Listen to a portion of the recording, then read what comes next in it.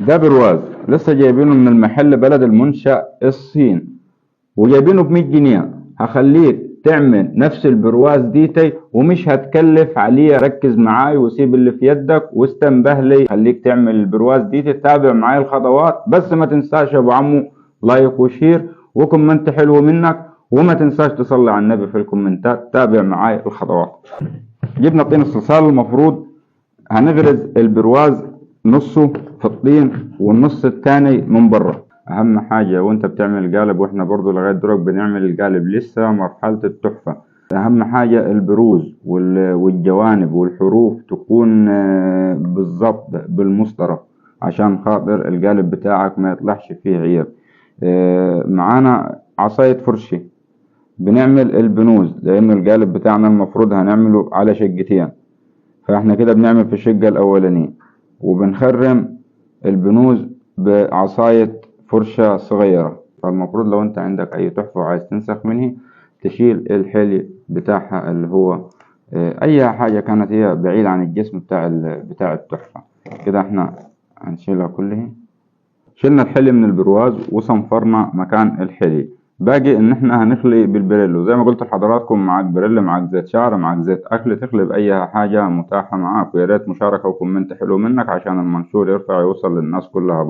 ده سيليكون رابر. بنحط الكميه المطلوبه لاول وش. سيليكون رابر كثافه 15. وده مصلب للسيليكون رابر. بنحط الكميه المطلوبه بس تقلب كويس كده لغاية ما المصلب ياخد مع الرابع. احنا في اول وش ادينا بتبدأ تحط على كل وش البرواز معاك، عشان خاطر بتاخد الوش الاولاني بدون هوا بدون اي حاجة. وتابعوا معاي واحدة واحدة مع بعض. بنجيب اي هوا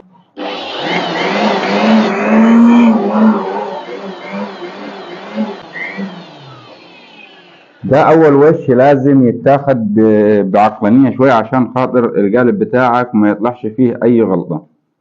اول وش طبعا بنسيبه ينشف، يعني هياخد بتاع ربع ساعة. تابعوا معانا لحظة بلحظة. الوش التاني بنديله طبقة خفيفة بس عشان خاطر نحط طبقة حماية اللي هي الشاش. احنا لفينا في الطبقة التانية كلها على الجوانب وعلى الحروف وعلى المجسم بتاعنا كله عشان نحط الشاش بتاعنا. سيبناها بس تنشف قيمة 5 دقايق عشان خاطر الشاش يلبك معانا على طول. الوش الأخير بالنسبة احنا حطينا خلاص الشاش بتاعنا. بنقفل على الشاش عشان خاطر تبقى اسطمبة كويسة معانا. 3 وشاش من الطبقة الأولانية خلاص نشفوا. باقي المرحلة الأخيرة من الطبقة الأولانية اللي هي الجراب. الجراب ده فايبر جلاس طبعناه على البرواز بتاعنا. ده بوليستر. ده سبيداج بنضيفه على البوليستر أو هابو. بنقلب لغاية السبيداج والبوليستر ما يتمزجوا مع بعض. وده كوبالت. واخر حاجة بنضيفها اللي هو المصلب. بنفضي على الجراب بتاعنا زي كده بنفس الطريقة دي ونسيبوه يتشرب. وبعدين بنحط طبقة تاني فايبر. كده ادينا لها نحن طبقتين فايبر وخلاص. كده الوش الاولاني الطبقة الاولانية كلها كده خلصت. هنستنى عليها بس ربع ساعة لغاية ما تنشف. خلاص نشف معانا الجراب وهنبدأ نطلع الطبقة بتاعتنا الاولانية. دي الطبقة زي ما حضراتكم شايفين. والله انا مفيش معلومة بخلت عليكم فيه، كل حاجة جايبها لكم بالتفصيل. فيا ريت يعني تقدروا تعبنا ولايك وكومنت حلو منك عشان بس المنشور والناس كلها تستفاد يا اخواني. والله انا ما عايز حاجة من يعني اعتبروها او اعتبروا الصفحة بتاعتي دي اعتبروها صدقة جارية على المرحوم ابوي وعلى اهل بيتي. فيا ريت الناس تشارك المنشور عشان كتير محتاج صنعة زي كده ومش عارف يوصل لحاجة. فانا ما بخلتش عليكم باي معلومة. شلنا اول طبقة طبعا زي ما حضراتكم شايفين، وشلنا الروايج بتاعتها كلها عشان خاطر نبدأ نعمل في الطبقة التانية. وهننفذ قدامكم اول وش. تابعوا معاي. ده اول وش في الطبقة التانية. تابعوا معاي.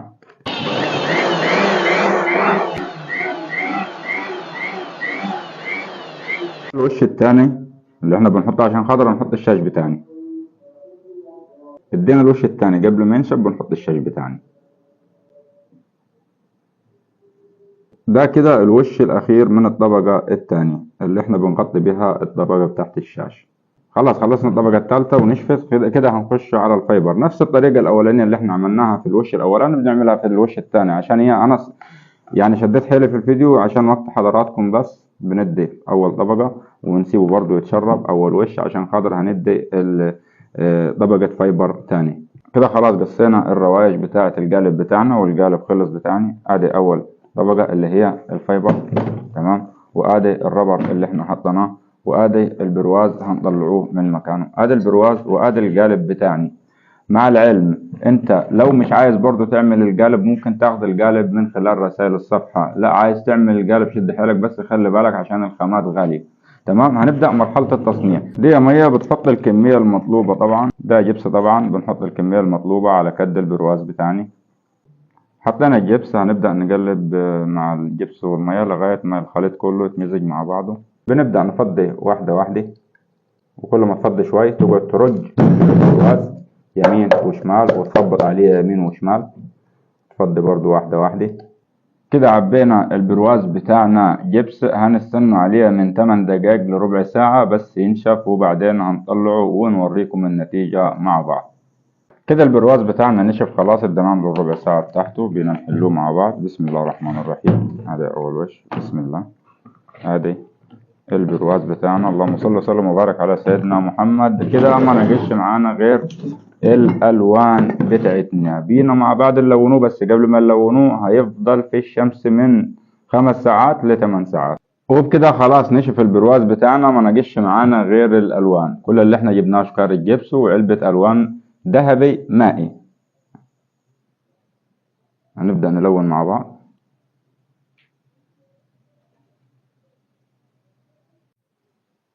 وبعد ما ادينا لها الذهبي ادينا لها وش ورنيش، وبعدين ادينا لها الجليتر ده، وبعدين ادينا لها الحلي ديتي. حاجة بسيطة. الفيديو هيعلمك ازاي تعمل القالب وهيعلمك ازاي تصنع التحفة. مش عايز تصنع القالب متاح معانا، وخش على رسائل الصفحة لطلب القوالب. زائد ادي الصيني وادي المصري بتاعنا، وحاجة سهلة وبسيطة. البرواز عايز تعمله بالبوليستر، عايز تعمله بأي خامة اعمله بأي خامة، بس ما تقوليش ما فيش شغل. اشتغل. هتقولي مش عارف اسوق، لا هتطلع وهتسوق بنفسك. اطلع وانزل الشارع وبيع، وتأكد ان ربنا هيرضيك وهيجبر بخاطرك. لمزيد من الفيديوهات برضو يعني خشوا ادعموني على قناتي باليوتيوب، هنزلها لكم في تعليق. وقناتي باليوتيوب برضو اسمها ايوب القاضي شاعر القطار. السلام عليكم.